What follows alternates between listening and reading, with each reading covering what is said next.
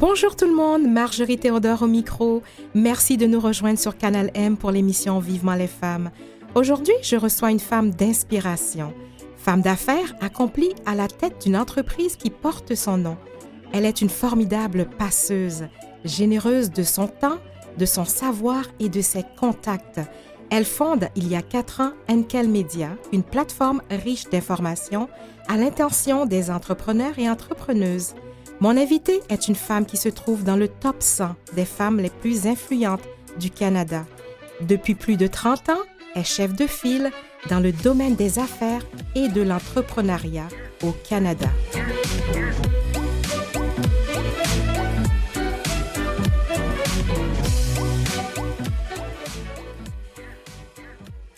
Bonjour Danielle Enkel.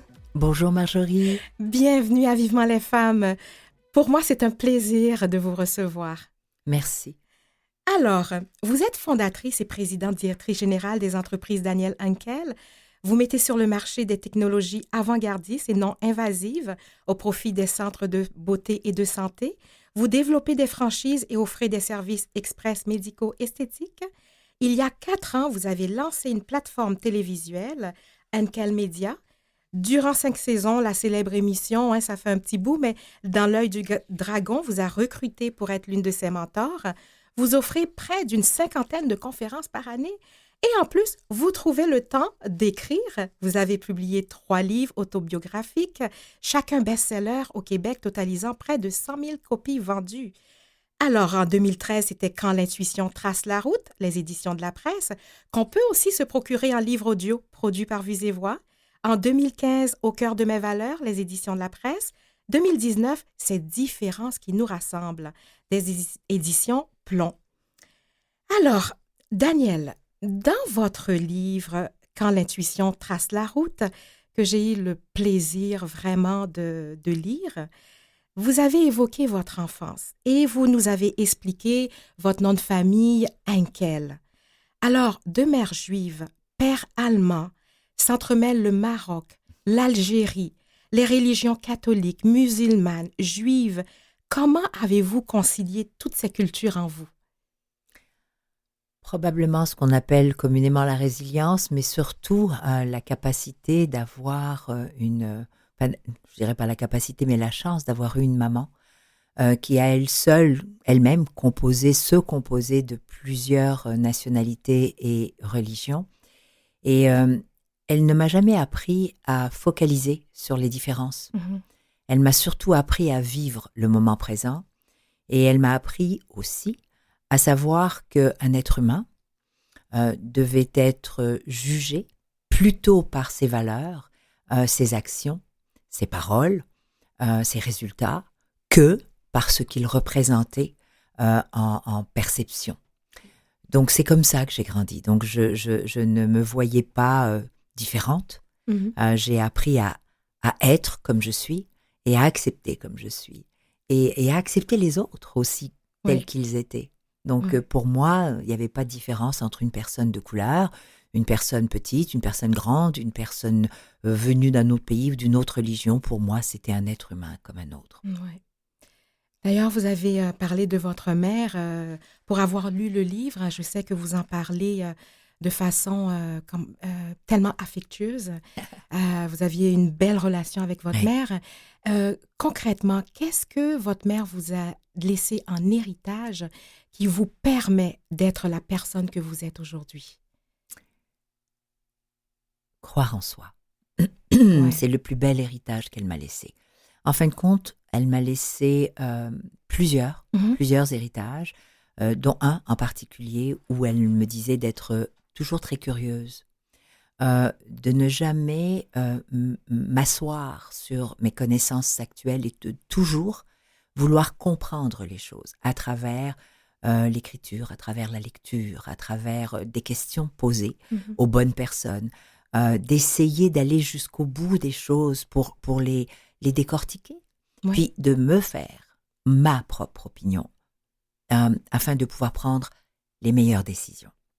Donc c'est le plus grand legs qu'elle m'a fait, c'est de ne jamais me satisfaire du juste ce qui est, mais de toujours questionner pour évoluer.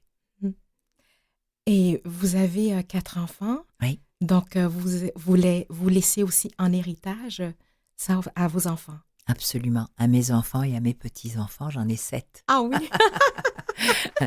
Donc oui, je dirais même que je me suis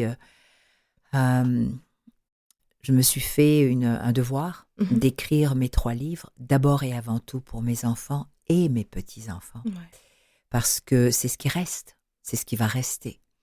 Je trouve qu'il est important qu'ils et qu'elles comprennent ce qui m'a animée tout au long de ma vie, les défis auxquels j'ai fait face, les réussites que j'ai eues, les échecs, les rencontres, la vie, quoi. Ouais. Je voulais qu'ils la comprennent à travers mes yeux.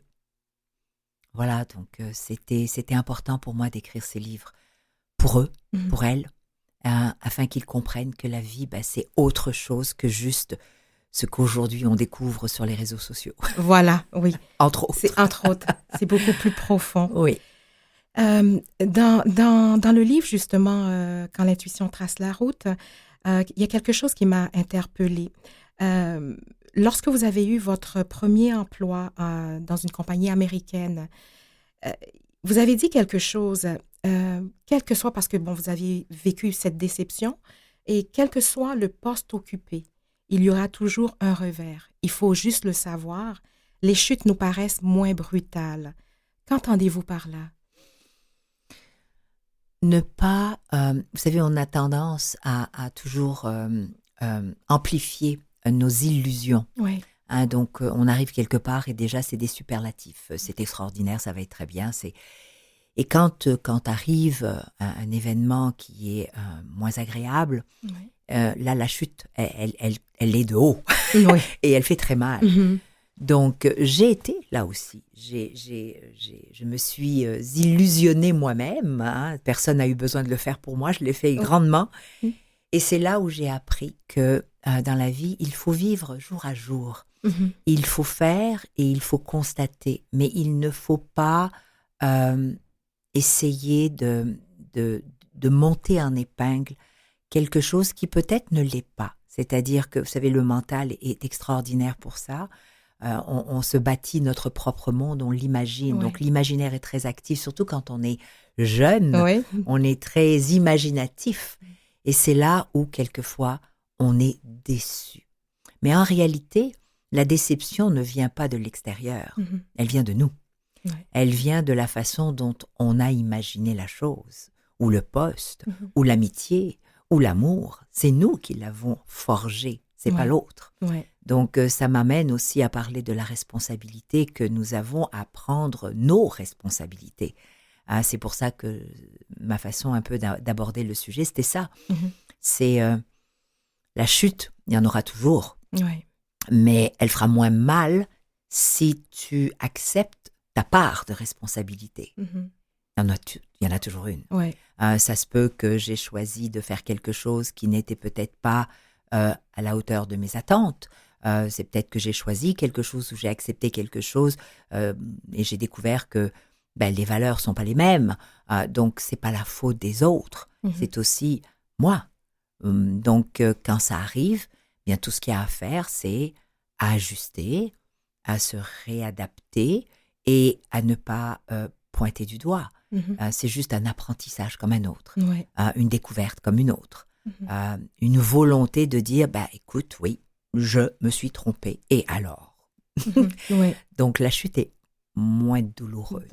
Oui. Puis est-ce que ça voudrait dire aussi, comme vous êtes, vous créez, vous allez vers toujours des projets, de nouveaux projets, est-ce que ça veut dire aussi de se mettre en tête que on peut échouer au départ, ou c'est simplement de garder notre motivation et puis bon, si la déception vient, on l'accepte? Vous savez, si on parle par exemple d'entrepreneuriat, déjà au départ, être entrepreneur, c'est une bibite à part, vraiment. C'est une frame of mind, je m'excuse de l'anglicisme, mais c'est une façon de penser qui est un peu hors norme. Être entrepreneur, c'est ce que ça dit, c'est avoir le courage de foncer alors qu'on ne connaît pas demain. Il n'y a aucune sécurité. J'ai pas mon chèque de paye qui rentre parce que ça rentre, parce que je fais un travail qui est A à Z, hein. Mais non, je dois tout créer au fur et à mesure avec tous les risques que ça peut comprendre et toutes les responsabilités que ça comprend. Donc, un entrepreneur, c'est qu'il accepte déjà les risques face au choix qu'il a fait, par exemple. Donc, oui, c'est vraiment d'accepter les risques, mais de ne pas partir perdant, jamais, pas du tout. Pourquoi à ce moment-là, la vie n'aurait pas de sens? Je me dis que la vie a du sens quand on essaye ce qu'on a envie d'essayer, au risque que ça ne fonctionne pas comme on l'a pensé. Voilà. Ça ne veut pas dire que ça n'a pas fonctionné. Ça veut dire que nous, on a mis peut-être des attentes qui n'étaient pas, comment je dirais ça, qui n'étaient pas justes ou qui n'étaient pas réalistes, non? Réalistes, Oui. Merci, tout à fait. Alors, c'est ça qu'il faut se questionner surtout. C'est que tout est un apprentissage. Tout est expérience. Tout est une opportunité. Rien n'est mauvais. Rien. Même honnêtement, je crois que la pire des expériences que j'ai eues, pour moi, était une expérience, point. Et qui m'a permis d'ailleurs de ne pas refaire. Oui. C'est ça, d'apprendre des expériences qu'on a vécues. Absolument. Oui. Donc, oui, on peut les appeler des échecs, parce que c'est sûr et certain que les attentes ou les résultats ne sont pas au rendez-vous. Mais est-ce que échec veut dire que moi, je suis un échec? Pas du tout. C'est le projet qui est peut-être à échouer. Puis la beauté, c'est de se poser les bonnes questions, d'oser poser les bonnes questions, peu importe, un échec en amitié, encore une fois, un échec en amour, un échec en affaires, un échec au travail. C'est de se poser, d'oser se poser les bonnes questions. Oui. Alors, restez avec nous, Daniel. C'est déjà une petite pause et on va revenir après la pause. Comme un enfant aux yeux de lumière qui voit passer au loin les oiseaux. Comme l'oiseau bleu survolant la terre, voit comme le monde est beau. Beau le bateau dansant sur les vagues, ivre de vie, d'amour et de vent. Belle la chanson naissante des vagues, abandonnée au sable blanc. Blanc l'innocent, le sang du poète, qui en chantant invente l'amour, pour que la vie s'habille de fête et que la nuit se change en jour. Jour d'une vie où l'aube se lève pour éveiller la ville aux yeux lourds, où les matins effeuillent les rêves pour nous donner un monde d'amour. L'amour, c'est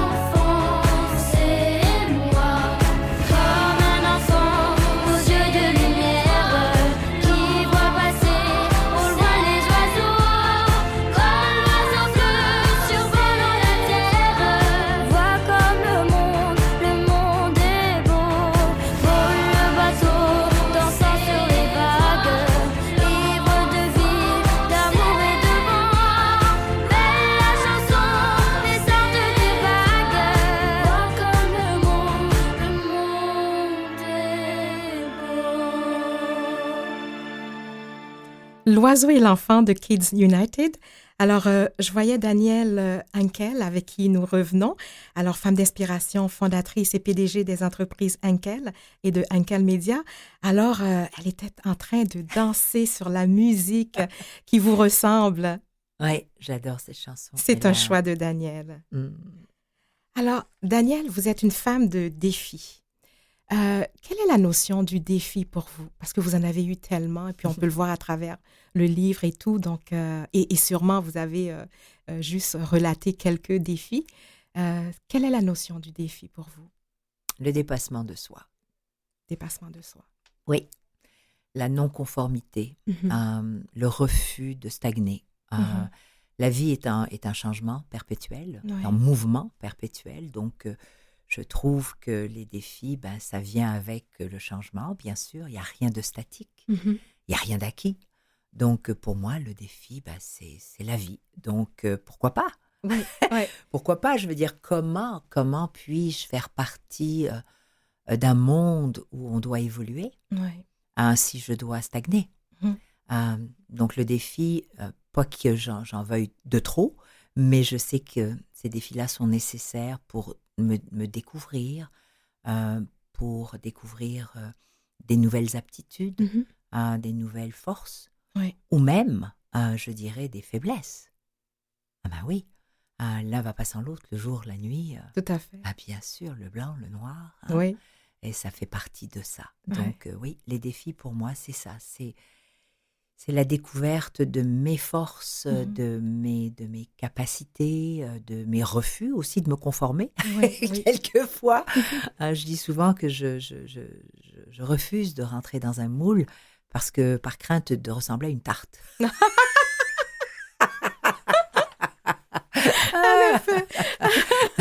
Donc non, je rentre pas dans les moules. Ah non, vraiment. J'aime les manger, les tartes, mais je veux pas y ressembler. Voilà. Danielle, vous êtes une femme de défi, mais une femme aussi de succès. Hein? Bon, par votre livre, on apprend aussi que ce succès n'est pas venu sans difficulté. Mais j'aimerais vous poser la question, de nos jours, est-ce que vous pensez que les femmes ont encore tellement peur de ce succès comme entrepreneur ou comme dans tout autre métier? Peur, non. Je ne pense pas que les femmes aient peur du succès. Je pense que les femmes sont prudentes. Plus prudentes que d'avoir juste à foncer dans quelque chose, les yeux fermés, les bras ouverts, sans avoir un minimum d'analyse, de pause. Donc, les femmes sont ambitieuses tout autant que les hommes. Mais je crois que l'ambition chez la femme doit être définie différemment. Parce que l'ambition est là.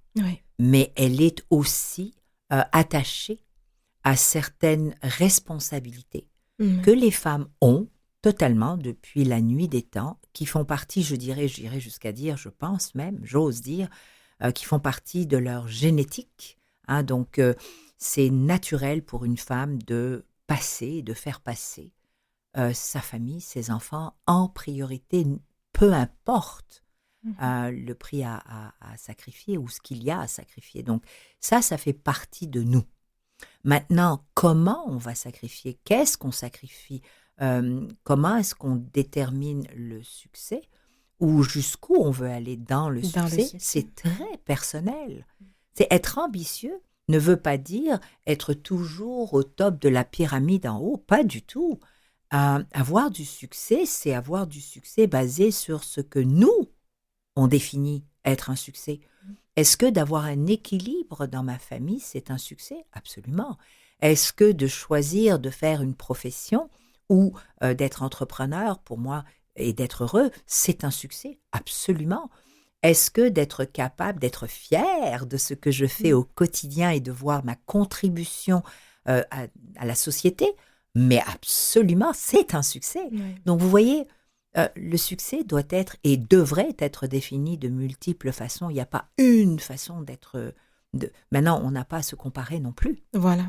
La problématique, c'est la comparable ou la comparaison que l'on pourrait faire. Parce que je répète encore une fois, la société aujourd'hui, c'est ça. Hein. On a vedétarisé, Oui. par exemple, l'entrepreneuriat. Mhm. Je veux dire, tu sais, on parle tout le temps des gens qui ont énormément de succès. On revient encore sur les grands, les Tesla de ce monde, tous ceux qui ont inventé Monsieur Steve Jobs, Monsieur Amazon, etc. Mais est-ce vraiment ça pour tous, le succès? Pas vraiment. Oui, je trouve ça vraiment important ce que vous dites parce que justement, j'ai eu une émission où on parlait du choix de rester à la maison ou d'aller travailler. Et ce que vous dites fait aussi en sorte que, voilà, le succès, c'est selon le choix de chaque femme. Absolument. Et ce qui a été, lorsqu'on nous montre les vedettes, etc., les PDG, les CEO, c'est pas ça le succès. Mais c'est pas ça du tout, voilà. même je dirais, c'est pas ça du tout. Montrez-moi un entrepreneur qui ne s'est pas cassé, ou une entrepreneur qui s'est pas cassé la gueule à moult fois, qui s'est pas retrouvé, comme je dis, quasiment le dos par terre, plus rien, avoir quasiment tout perdu aussi. Je veux dire, je regrette, mais de ce qu'on voit des fois, le haut de l'iceberg, on voit pas l'envers de la médaille, ou du moins on s'imagine que l'envers de la médaille n'est pas aussi catastrophique quelquefois. Donc c'est la persévérance, c'est la résilience, c'est la volonté, c'est le travail, c'est tout ça que ça prend pour monter peu importe quoi. Donc oui, les femmes doivent définir par elles-mêmes, pour elles-mêmes, je dirais, pas pour les autres, pour elles. On ne vit qu'une fois, Marjorie. On a une vie. Mon Dieu, que quelquefois, on la met à rude épreuve pour plaire. Pour plaire à qui? Je veux dire, c'est ta vie à toi. Donc, définis-la, puis sois-en fière. Fais ce que tu aimes faire parce que tu vas être heureuse. Ta famille va être heureuse. Ton employeur va être heureux. Ton entreprise va fleurir. Sois bien avec tes décisions. C'est ta vie. C'est ton succès. C'est tes décisions. Tout à fait. Ben oui. Tout à fait. Cela m'amène à parler, parce que c'est sûr que vous en parlez dans votre livre, quand l'intuition trace la route. Vous avez subi aussi les critiques acerbes, la jalousie de l'autre. Ben oui. Comment qu'on peut arriver à passer à travers? C'est pas simple, c'est pas facile, ça fait mal. Parce que c'est sa propre dignité, c'est sa remise en question. Et puis, on se questionne énormément. Pourquoi? Parce que tout ce que je pense qu'un être humain veut, c'est être ami avec, c'est plaire aussi, c'est avoir une reconnaissance. Donc, c'est sûr qu'il y a des incompréhensions autour de tout cela. Mais c'est le temps, et le temps seulement, et la sagesse qui nous apprennent à passer au travers de cela et à faire carrément fi de cela. C'est de se dire, parfait, tu ne peux pas et tu ne pourras jamais changer la perception de quelqu'un envers toi. Tout ce que tu peux faire, c'est de continuer de faire les choses pour que toi, tu sois fier de ce que tu fais. En sachant qu'à chaque fois que tu poses un geste, eh bien, tu as un impact positif. Le reste, t'as pas de contrôle. Donc, laisse aller. Et c'est pas simple. C'est pas simple. C'est un travail quotidien, Marjorie. Au quotidien, je dois me rappeler que c'est pas grave, ça ne m'appartient pas. Ça leur appartient. Ils ont le droit d'avoir leur opinion. Absolument. J'ai le droit d'avoir la mienne. Tout à fait. Ah ben oui. Alors, ça m'amène à vous demander, dans tout ça, dans tout votre parcours, quel a été votre plus grand sacrifice? Mon plus grand sacrifice. Aïe, aïe, aïe. Mon plus grand sacrifice a été d'avoir... Oui, c'est un choix aussi, mais un choix au début inconscient, c'est d'avoir été maman très très jeune. Ça a été le sacrifice de ma vie. Je ne sais pas ce qu'elle aurait été, parce qu'à 19 ans, j'étais quand même enceinte. À 26 ans, j'avais 4 enfants. Donc, je pense que le plus grand sacrifice a été... de ne pas avoir vécu, en fin de compte, Je n'ai pas joué à la poupée, vraiment. Ouais. Je n'ai pas eu le temps de m'amuser comme le faisaient des adolescentes de mon âge. Mhm. J'avais déjà des responsabilités, autant auprès de ma maman qu'auprès de mes enfants. Donc, je pense que ça a été un sacré sacrifice de se dire « Waouh, j'ai pas pu choisir Ouais. cette partie-là. Ouais. Je ne l'ai pas choisie. Elle est arrivée, puis je dois vous avouer qu'à 66 ans aujourd'hui, c'est un énorme waouh et un énorme merci à la vie. Parce que je n'ai aucune idée de ce qu'aurait pu être la vie que je me serais choisie pour moi. Ouais. Ah oui. Mais je vous avoue que j'ai une famille. Elle est tout pour moi. Ouais. C'est ma plus grande richesse, c'est ma plus grande fierté. Mhm. Je les regarde aller tous les jours, eux-mêmes avec leurs propres enfants, et je me dis, j'ai accompli ce que j'avais à accomplir de plus grand. Ouais. C'est vraiment ça. Le reste, ça va, ça vient. L'argent, ça se fait, ça se perd. Mhm. Les entreprises, ça se bâtit, ça tombe. Et alors? Mais c'est ça, c'est la vie, hein? Mais ça c'est waouh. Ouais, non, j'en suis très fière. Et c'est votre équilibre aussi. Ah, totalement. Ah, totalement. Je suis en paix avec mes enfants. Ouais, ça sera aussi. C'est mon havre de paix. Même mon ex-conjoint, le papa de mes enfants, je suis en havre de paix avec lui. Je suis heureuse avec mon conjoint actuel. Je n'en demande pas tant, vous savez. Je sais me contenter de l'essentiel. Ouais. Je sais reconnaître l'essentiel. Je l'ai appris à la dure. Mais la gratitude, waouh. Ouais. T'es en paix, t'es vraiment en paix. Donc oui, je dépique parce que, mon Dieu, je suis loin d'être parfaite. Ouais. Oh my God, non. Mais je vous avoue que quand ces pics arrivent, je sais leur parler aussi. Oui, on ressent cette paix, je peux vous dire. Merci. Alors, nous revenons encore dans quelques instants. Vous pouvez écouter nos émissions sur le site de Canal M, sur vuesetvoix.com et en balado.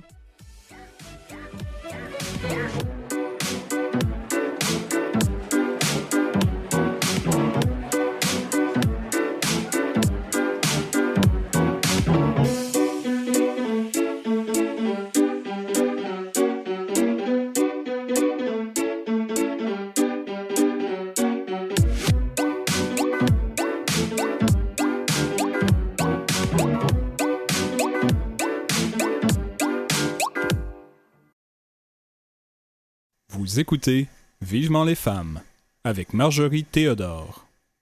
Nous poursuivons notre entretien avec Danielle Henkel, présidente de Henkel Media. Elle se situe dans le top 100 des femmes les plus influentes du Canada et également l'auteure de 3 ouvrages. Danielle, nous avons parlé un peu de tout ce que vous avez vécu. Maintenant, j'aimerais que vous me dites où vous en êtes rendu aujourd'hui avec votre entreprise. Quel est votre projet actuellement? Je commence par où? Mais je sais qu'il y a la passation aussi. Mais oui. Alors, j'aimerais Oui. ça vous entendre Non, mais là-dessus. je vous faisais sourire surtout parce que c'est ça. Il y en a tellement. La femme aux 1000 vies. Oui. Ah là là. Mais oui, écoutez, il y a pratiquement 3 ans, j'ai officialisé dernièrement la passation de les entreprises Danielle Henkel à 2 de mes filles, donc Linda qui est l'aînée et la dernière qui s'appelle Amel. Donc elles sont récipiendaires de cette entreprise auquel elles ont fait partie, d'ailleurs une belle partie de leur vie. Elles l'ont mérité grandement. Et pour ne pas avoir, moi, vous savez, ces émotions attachées justement au départ de la soi-disant fondatrice, vous savez, parce que c'est un deuil, qu'on le veuille ou non. Oui. Il y a des années, c'est quand même 26 ans de travail. J'ai décidé, il y a 3 ans exactement, de partir un média qui s'appelle aujourd'hui Henkel Media, mais un média qui est dédié aux dirigeantes, aux dirigeants et aux entrepreneurs des PME du Québec, mais c'est un média digital. Donc, je souhaitais continuer un peu ce que j'ai découvert à travers mes différents investissements, différentes discussions, puisque je coach aussi, j'accompagne des entrepreneurs, j'accompagne aussi stratégiquement certaines organisations. Mais ce que j'ai découvert, c'est toute cette pépite, ce tissu entrepreneurial au Québec est absolument fabuleux, mais qu'on connaît peu ou qu'on connaît mal, particulièrement les régions. Et donc, je me suis attelée à ceux qui ont trop longtemps été sous-représentés. Okay. Et Dieu seul sait qu'il y en a. Donc, on parle en globalité de la diversité, mais ça veut dire quoi, la diversité? Donc, la diversité, c'est tous ceux, justement, qui ont été marginalisés pour une raison ou pour une autre. Les femmes, entre autres, on commence par ça. Ensuite, bien sûr, les LGBTQ2+, on parle des autochtones, on parle des racisés, on parle des personnes d'origine différente ou de sexe différent, de genre différent. Donc, tout cela, pour moi, fait partie de notre vie, de notre société. Ce sont des êtres humains, comme d'autres, qui contribuent à l'évolution de notre société. Ils en font partie intégrante. Mais est-ce qu'on s'est assez penché sur leurs rêves, leurs besoins, leurs contributions? D'ailleurs, depuis des années, le Canada, le Québec, le monde a été construit par la multiplicité des genres, des religions, des cultures. C'est fabuleux. Regardez, aujourd'hui, on se promène à Montréal, puis on mange de tout, de toutes les cultures. C'est magistral. Ça vient d'où? Ça vient justement de toutes ces personnes qui ont partagé leur savoir.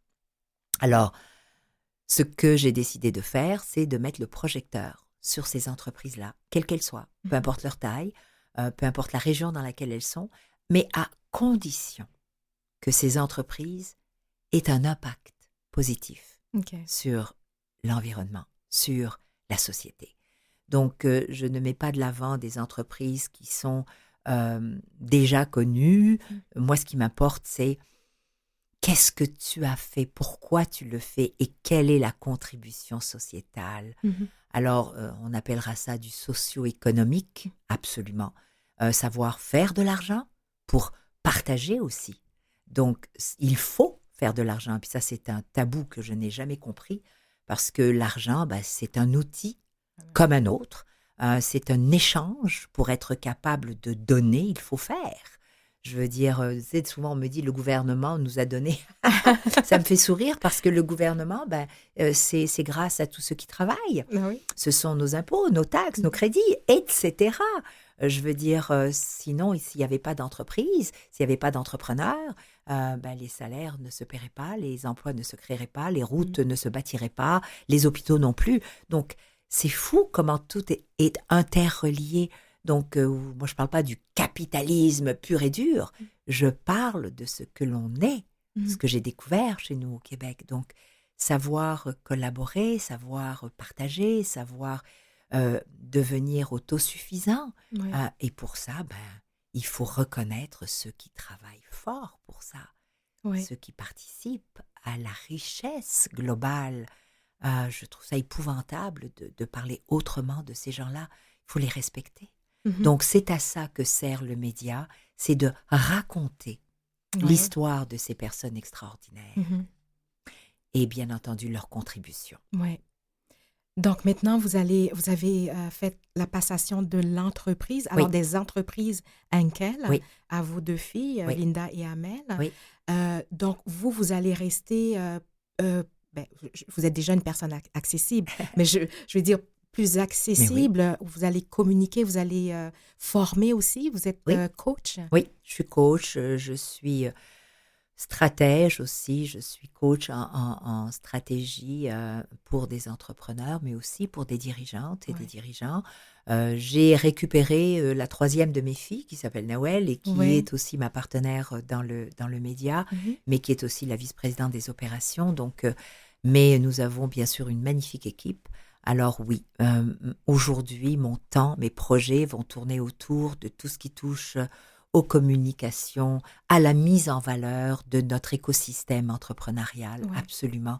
Et je suis heureuse de dire qu'on a dépassé même les frontières du Canada francophone et francophile. Nous sommes aujourd'hui écoutés, on outille aussi, on est très recherchés, mais en France, en Suisse, en Belgique, en Afrique du Nord. Donc, on a de plus en plus d'adeptes qui aiment le média parce que c'est un média qui est positif, c'est un média qui est éducatif, C'est un média qui tient à outiller, mais surtout à rassembler et à faire reconnaître des entreprises qu'on n'aurait absolument pas connues d'autre façon qu'à travers ce média-là. D'accord. Voilà. Donc, alors, c'est une plateforme. Oui. Pouvez-vous m'expliquer? C'est une plateforme où on retrouve des vidéos, des formations? Oui, c'est des formations, Mhm. des vidéos, des podcasts, des articles. Donc, il y a plus de 700 contenus Mhm. aujourd'hui à la disposition des gens. Donc, nous innovons année après année. C'est quand même une start-up, hein, elle a 3 ans. Ouais. Au départ, je l'ai appelée DanielHenkel.tv, Oui. mais j'ai extrait la femme du média pour bien D'accord. laisser la place et la pérennité aux médias. Il ne m'appartient pas. Mhm. Il faut que ça me perdure. Donc, j'ai enlevé la femme de là, puis j'ai créé mon propre site. Oui. Donc, si quelqu'un, par exemple, souhaite Madame Henkel pour une conférence ou Madame Henkel comme coach ou comme conseillère stratégique, ils vont venir dans danielhenkel.com. Ouais. Ça, c'est l'univers de la femme. Mhm. Henkel Media, c'est l'univers qui doit outiller, propulser et informer Mhm. les dirigeants, les dirigeantes et la communauté d'affaires. OK. Alors, j'entends bien que c'est la passation de la femme d'affaires, donc qui a, bon, au moins, vous aviez eu la chance d'avoir vos filles qui ont pu prendre la relève. Mais ça se fait pas sans déchirement, hein. On a parlé de ça. Expliquez-nous un peu comment que ça se passe, parce que souvent, ce qu'on voit aussi beaucoup dans les entreprises ou entreprises familiales, parfois les enfants ne veulent pas, mais là, vous avez eu la chance que vos enfants ont voulu. Oui. Donc, expliquez-moi un peu comment se fait ce détachement. Bien, cette réflexion, ça qui vous a pris 3 ans. Oh non, Puis, cette plus que ça? réflexion m'a pris. Oh oui, oui. C'est une réflexion qui a commencé il y a au moins 8 ans. OK, Sinon d'accord. plus. Ah ben oui, c'est tout un accompagnement. Hein. D'accord. Ça prend aussi des professionnels. Il ne faut pas le faire soi-même. Mhm. Non, non, il y a le côté technique, donc tout ce qui est avocat, fiscalité, accompagnement de passation, définition des compétences aussi des repreneurs. Donc, il fallait savoir qui allait reprendre pour les bonnes raisons, pas parce qu'elle est l'aînée, mais parce qu'elle a la compétence de porter l'entreprise ailleurs ou de continuer à sa pérennité. Donc, il y a tout un cheminement qui a pris des années et des années. Donc, non, moi, ce que j'ai décidé de faire, c'est justement d'en discuter beaucoup avec les enfants Ouais. pour m'assurer d'abord que c'était aussi convenable pour eux, pour elles, mais surtout, moi, il fallait que je me prépare à ce détachement parce que je suis une femme excessivement active. Oui. bien sûr. Donc, pour moi, ne plus rien faire et puis me dire que je vais prendre ma retraite et que je vais aller jouer au golf, non, c'est pas moi. Je pense que toute ma vie sera et restera vouée Mhm. à me dépasser moi-même, Ouais. mais avec et pour les autres. Ouais. Avec et pour les autres. Je ne vois pas la vie autrement. Je vois la vie vraiment en symbiose avec les autres. Qu'est-ce qu'on peut faire ensemble? Comment peut-on améliorer notre société? Comment peut-on mieux éduquer? Comment peut-on mieux enseigner? Comment? Ouais. Et donc, de le faire, c'est tout. Ouais. Mais ça, c'est très personnel. Pour moi, ma vie, ce sera toujours un partage dans le respect de qui je suis. Souvent, quand on me dit, Madame Henkel, mon Dieu, vous donnez des conférences et vous êtes une des conférencières recherchées, mais probablement les mieux payées. Mhm. Alors, je leur dis absolument.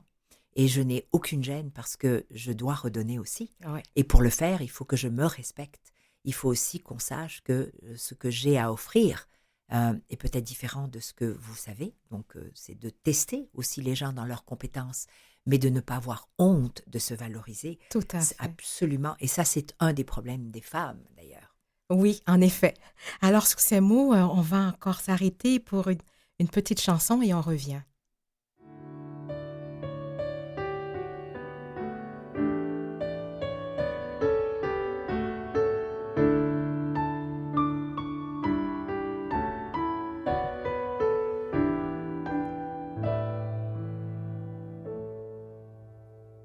Quand on n'a que l'amour à s'offrir en partage au jour du grand voyage qu'est notre grand amour. Quand on n'a que l'amour, mon amour, toi et moi, pour qu'éclate de joie chaque heure et chaque jour. Quand on n'a que l'amour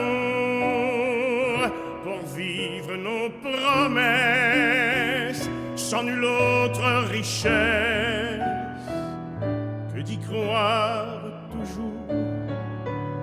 Quand on n'a que l'amour pour meubler de merveilles et couvrir de soleil la laideur des faubourgs. Quand on n'a que l'amour pour unique raison, pour unique chanson et unique secours.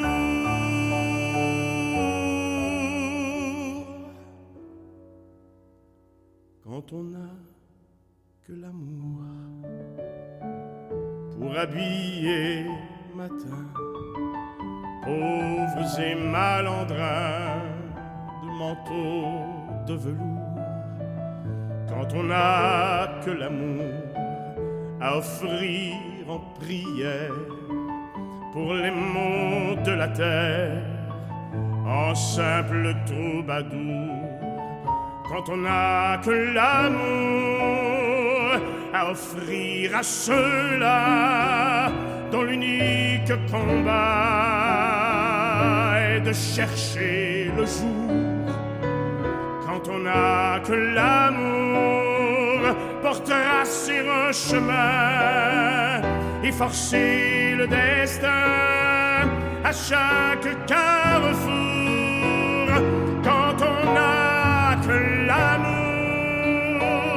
pour parler au canon et rien qu'une chanson pour convaincre un tambour.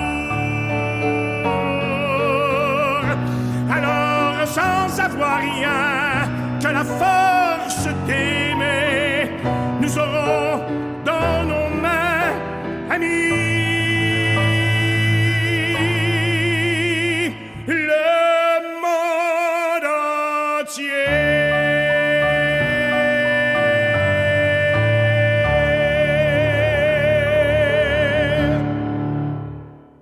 Quand on n'a que l'amour, une chanson qui traverse les époques.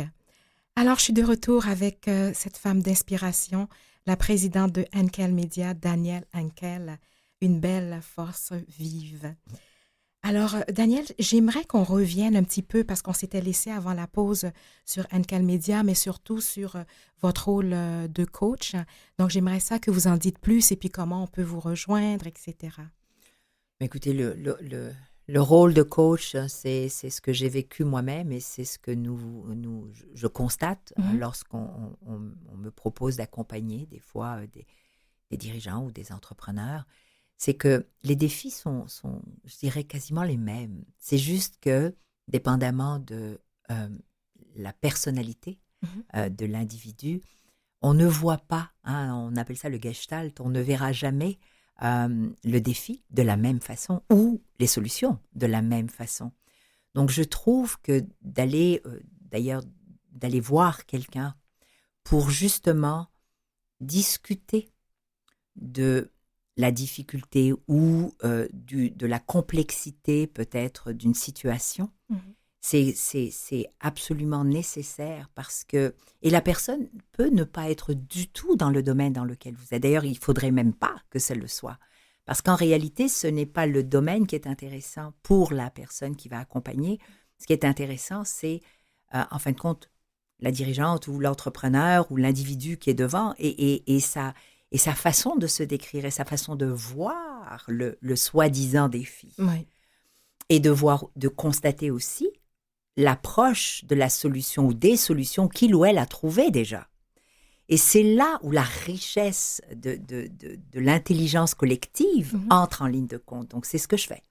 Ce que je fais, c'est que je mets à contribution mon expérience de vie, mes expertises ou mes compétences au long de tous ces cheminements qui ont été multiples et l'écoute. Parce que je pense que quand on veut écouter quand on prend la peine d'écouter, on découvre des fois que ce qui semblait être le défi ou les défis ne le sont pas en réalité. Ce sont des défis qui sont perçus comme étant des défis par la personne qui vient. Donc, ça, c'est mon rôle de coach. Il y a aussi, bien sûr, la conseillère stratégique. Alors, un autre exemple, on est dans une situation où on doit prendre des décisions. On doit savoir, par exemple, est-ce que je prends un partenaire? Est-ce que je vais chercher un investisseur? Est-ce que je vends mon entreprise? Est-ce que je passe mon entreprise? À qui je le passe? Et comment, si je n'ai pas de relève? Donc ça, c'est des discussions que je peux avoir basées sur, bien entendu, les besoins de la personne qui vient me voir. Parce que ce n'est pas mes besoins à moi qui sont prioritaires, pas du tout. Ce n'est pas ma façon à moi de décider que c'est ça qu'il faut faire. C'est quels sont les besoins ou la volonté de l'autre et de décortiquer ensemble quelle serait peut-être la meilleure approche. Et ce que je fais, je crois, de bien, c'est que je mets toujours la personne aussi en position de comprendre les autres, c'est-à-dire ceux ou celles avec qui elles ou ils veulent ou partir en affaires ou partenariat ou investissement. Donc, comprendre aussi l'approche de l'autre. Parce que des fois, on a encore nos biais qui sont conscients et nos biais inconscients. Donc, mon rôle, c'est de défaire ces biais conscients et inconscients. Et Dieu seul sait que, j'en ai connu quelques-uns. Ah ouais, tout à fait. J'en ai eu moi-même, mais j'ai été moi-même, j'ai souffert moi-même de ces biais-là. Donc, je les reconnais. Et voilà, donc c'est ça. Donc, ce que je me... Oui. Donc, je voulais dire, est-ce que c'est accessible à tout le monde, c'est-à-dire qu'on soit en début d'un projet ou déjà en pleine expansion? Tout à fait. C'est très simple de savoir, j'identifie, parce que c'est ce que je fais maintenant, mais c'est très facile, c'est d'aller sur le média, parce que c'est le média. Le média, c'est, on diffuse du contenu qui ne nous appartient pas, mais il doit être en phase avec la mission du média, donc ça doit donner, outiller, propulser, donc ça doit parler aux dirigeantes et aux dirigeants et aux entrepreneurs des PME, donc on diffuse, mais on produit aussi, donc on est producteur-diffuseur, mais on est aussi que diffuseur, donc ça c'est le média. Si quelqu'un est intéressé à savoir comment ça fonctionne, c'est facile, info à @unkelmedia.com. Si on est intéressé par la conférencière, la coach ou la conseillère stratégique, c'est danielenkel.com. Donc, c'est très simple, oui, c'est accessible. Et en tout cas, pour l'instant, tous ceux qui m'ont approché trouvent que j'ai une façon très particulière, et j'en suis ravie parce qu'il faut qu'elle soit particulière, elle m'appartient, d'aborder les défis ou les solutions. Ah oui, j'ai aucun doute. Vous avez reçu la médaille du Chevalier de l'Ordre de Mérite de France en 2017. Oui. Et à ce moment-là, la mairesse de Paris, l'honorable Anne Hidalgo, vous avez défini comme suit: l'unicité dans l'universalité. Ça a résonné quelque chose en vous? Énormément. Oui. J'ai trouvé, d'abord, j'ai été extrêmement touchée et émue par le fait que pour qu'elle puisse définir cela, il a fallu qu'elle prenne connaissance de mes livres. Voilà. Donc, ça m'a dit qu'elle a pris la peine de lire mes livres, de décortiquer la personne et de se rendre compte que, surtout dans mon dernier, qui est un essai qui dit « Ces différences qui nous rassemblent », elle m'a défini comme étant l'unicité dans l'universalité. Donc, ce que ça voulait dire pour elle, comment je l'ai reçu, moi, c'est que je suis unique, mais que je l'ai compris. Que je l'ai accepté, que je l'ai mis en valeur, cette unicité-là, sans jamais vouloir ressembler à qui que ce soit d'autre. J'ai voulu être aimée, j'ai voulu être reconnue, c'est normal et c'est humain, mais je suis restée unique. Lorsqu'on m'a demandé, comme je vous disais tout à l'heure, de rentrer dans une case, j'ai choisi mon unicité. Et donc, elle me dit, vous êtes l'unicité dans l'universalité. Ça veut dire que j'ai accepté d'être unique, mais j'ai reconnu l'universalité de tous et de toutes. Donc, je fais partie intégrante de cet univers qui nous définit tous et chacun, mais chacun d'entre nous devrait et doit aimer son unicité. Ouais. C'est ça qui est important. C'est que quand on comprend à quel point on est unique, à quel point on est magique, à quel point on est différent, Ouais. eh bien c'est ce qui fait justement un monde Mhm. où ça veut dire quoi être différent? Ouais. Mais ça veut dire waouh! Ça veut dire qu'il faut être différent parce que sinon rien ne se créerait, Exactement. rien ne serait magique. C'est la différence de nos façons d'être, de nos pensées, de nos actions, de nos genres, de nos cultures, qui fait que le monde est ce qu'il est. Et moi, je parle d'un monde meilleur. Ouais. Ouais. Et on devrait le transmettre dès l'apprentissage, très jeune. Vous savez, j'ai dans mon deuxième livre, qui s'appelle « Quand c'est au cœur de mes valeurs », Oui. je parle beaucoup de l'éducation et de Mhm. l'enseignement. Je les définis les deux différemment. L'éducation, c'est le rôle des parents. Oui. Je suis désolée, mais oui, c'est à la naissance même qu'on commence. Mm. On commence à éduquer par rapport à nos valeurs et aux valeurs humaines Oui. à la maison, définitivement. Ce n'est pas le rôle de nos enseignants, de nos professeurs de le faire. Leur rôle, c'est de nous enseigner les matières, de nous enseigner la vie, de nous enseigner des choses, mais certainement pas de nous éduquer. Nos parents doivent nous éduquer quant à ce qui est bien et ce qui est mal, à ce qui est juste et ce qui est injuste, au regard que l'on doit porter sur les autres. Ça, c'est de l'éducation. Et ça, c'est la responsabilité des parents. Mhm. Ah ouais. Wow. Alors, comment un parent qui vous dirait, parce qu'on sait, il n'y a pas de manuel pour être un bon parent. Non. Un parent Non. qui vous dirait, mais Daniel, comment je fais ça? Mhm.